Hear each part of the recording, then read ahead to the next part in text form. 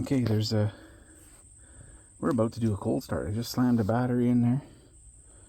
I'm just looking around here, familiarizing myself with this machine. We've never owned a F3680, so this is new to me. It's very similar to the F3060, which we have 3 of those. Now you got your same controls here. The tilt is here, the throttle is here. Gauges are put up in front of the steering wheel. It should have always been there. Your warning lights are up here. I'll turn the key on, you'll see there's a battery light, so it's not charging right now. That's your glow plugs, and that's your engine oil pressure light. And then your fuel gauge, we're at 3/4 of a tank. It's got a huge tank. I think it's a 16-gallon tank on this. Engine temperature over here, and then your hours, which is at 1867.3. You can see that little white bar moving right there. That's your you hear this thing clicking like a clock, and then you hear something else running.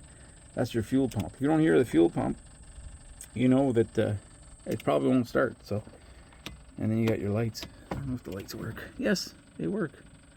Looks like they're working. That's the sun reflecting off there. I don't know. It's too bright to see. I don't know what this switch is here. That's somebody added that switch. That's not a Kubota switch. And then we got a whole bunch of controls up here, which I had to stick up there.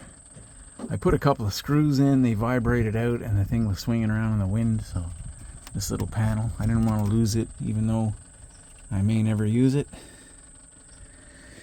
So we have a very, very good improvement on where the location of these levers are. I like where everything is. These two, you couldn't even reach them. They're underneath the seat. You had to feel around. No, I'm mistaken there. These might not have been in such a bad place, but the 4-wheel drive lever was underneath the seat, and you had to feel around for it forever. Now it's right back like the old F2400s, right in the back corner here. So that's 4-wheel drive. That's 2-wheel drive. And then on this side, you've got, let's move forward. I believe on the 3060s, that's way back, further back. Your high-low range is right here.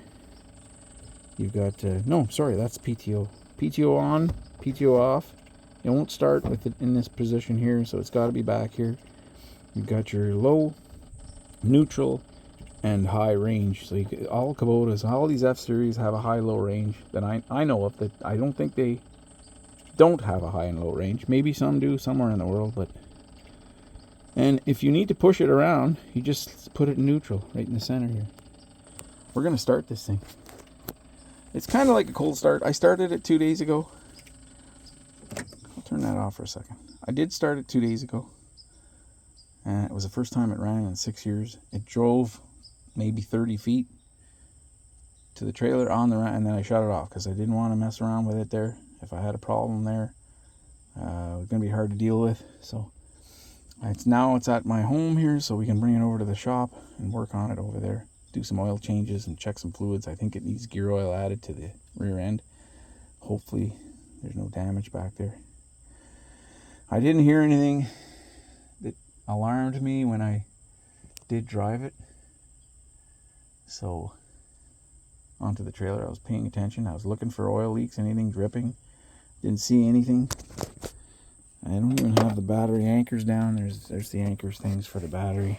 You really do have to have those on there because you're cutting grass, that thing's bouncing around. Big heavy battery bouncing around. It better be anchored in really well. So, no further talking and wasting time here. We're going to get it started. So, the brake, the lock is down here. It doesn't work. It doesn't seem to engage and to lock the brake on. No matter what I do, it just doesn't hold. So you have to have your foot on that brake if you can't lock it in. And you have to be sitting on the seat because there's a sensor for the seat. If there's nobody on the seat, it will not start. This is your diff. Oh yeah, there's another lever here. This is your diff lock. And then of course you've got your forward reverse lever right here. Your heel is reverse. Front of your foot, ball of your foot over here is forward. And because the, I don't know, brake, when you put the brake on, it locks this thing here. It doesn't seem to want to move right now. Oh, I see. There's a hinge behind it. That's one of the hinges for the cab, which are broken. One bolt is broken, so I'll just put that in the back corner there. Hinges go on here for the doors. All the glass is missing on this machine. So we're not going to waste any more time. We're going to get this thing running. And it won't start without your foot on that brake. Look at that. Started right up.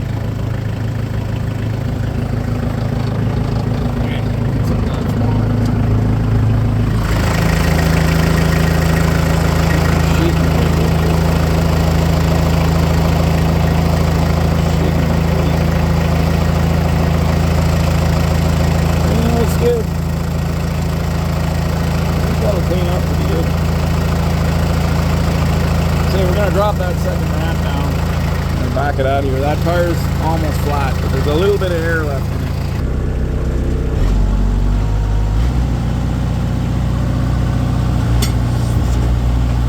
Okay. Got to pull those cables out of there.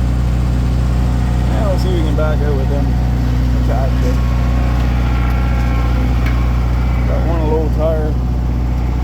You know what? I'm going to reach down and just throw those over the side.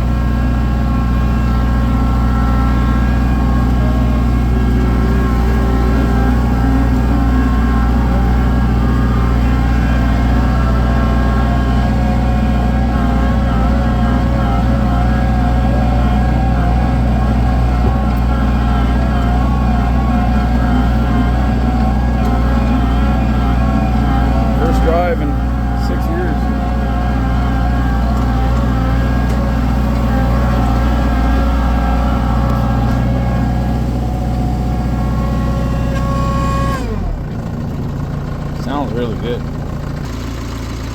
little rust falling out of there. The vibration. Dirt. Front tires look brand new. This one looks brand new. The one on the other side's got some wear.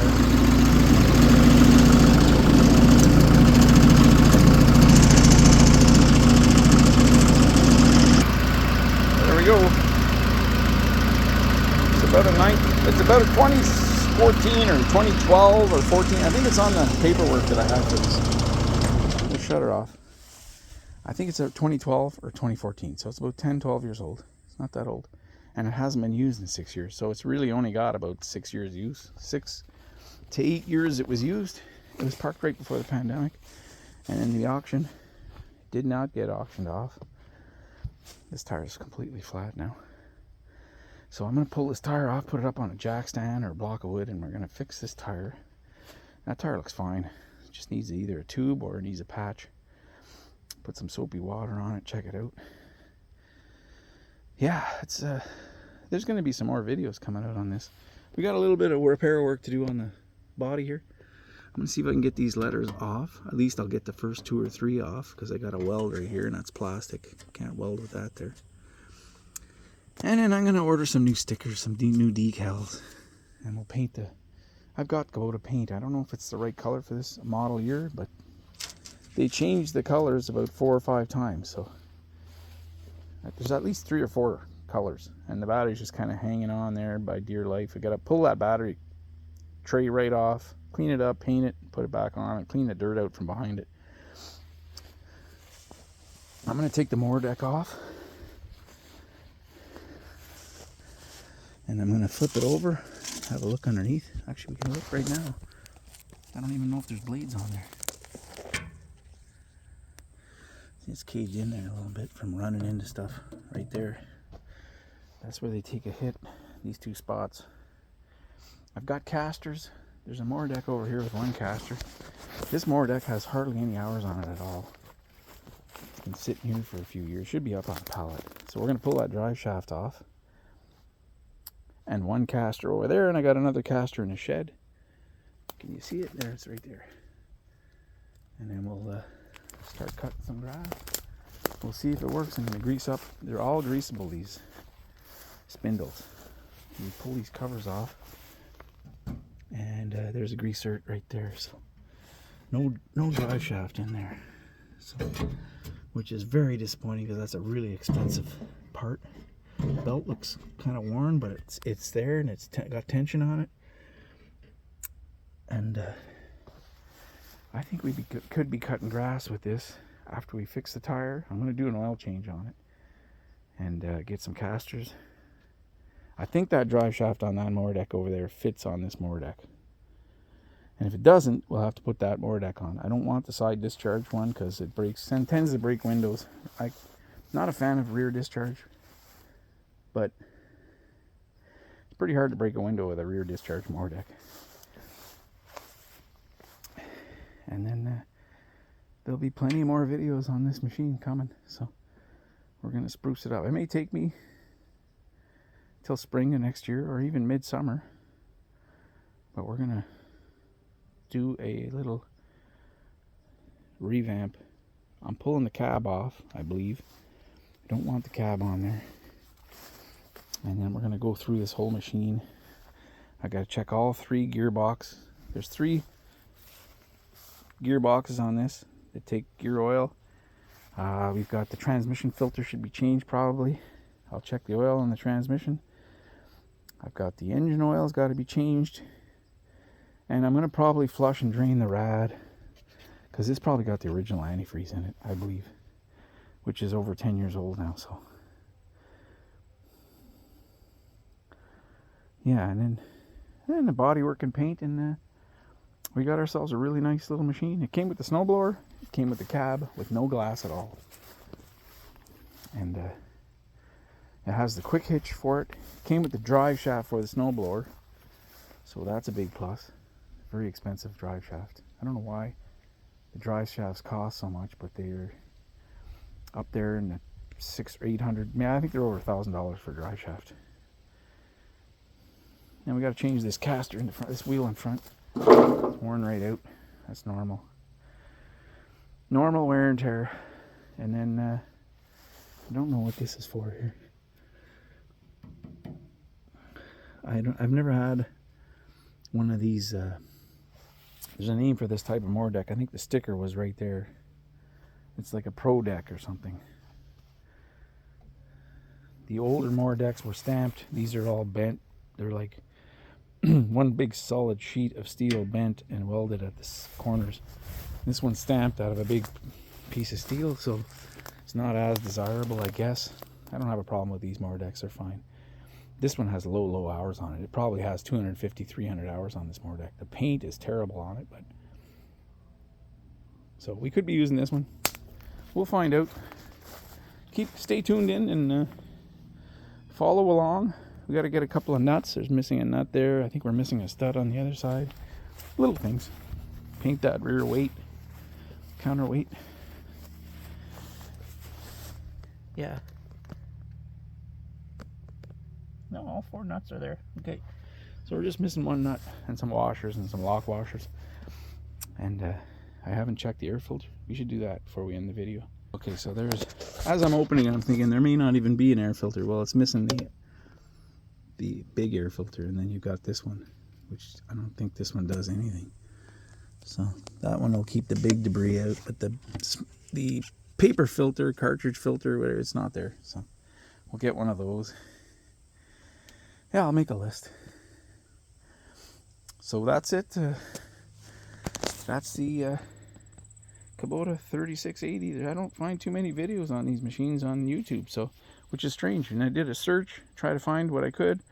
A few short videos of guys selling these, and you know, not much information. If you subscribe and follow along, you'll learn all about these machines. I know once I have the cab off, you pull these 4 bolts for the seat, you take these plastic pieces out, and you have that sheet metal off in about 15-20 minutes. I think you have to unbolt this pedal. You might have to unbolt the brake or something. Can't remember. We did it. Then you can easily set this sheet metal up on a set of sawhorse, do your body work, paint it, and put it back on the machine. It's really simple. And same with the hood. You've only got a few bolts here. 2 bolts comes off, but if you take these bolts out and this little latch off, and then you take the rear grill out, there's really nothing to even tape up unless you want to paint the inside, you might have to tape up these stickers, which are really handy. That should be on every machine. It's got all your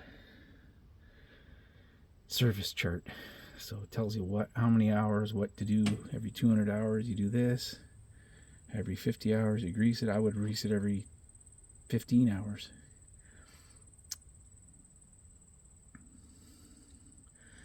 Check injector pump at 3,000 hours. I don't even know how to check an injector pump.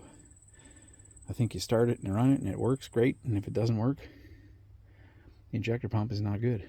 So we got some welds to do here. Yeah, we're gonna be lots of little videos on this machine coming up. Got some dents to hammer out. Little things. We'll make it look fresh and new again. I'm gonna probably definitely paint that floor pan and the hood. Roll bar is in really bad shape too. It needs a paint job. I may put the roll bar on. I do plan on using this on hills, so it's good to have the roll bar. Some reason they painted this plastic here. I don't know why they did that. Alright, we're gonna end the video.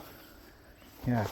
So if you like Kubotas, you like F3680s or any F series Kubota, subscribe and keep watching. Thanks for watching.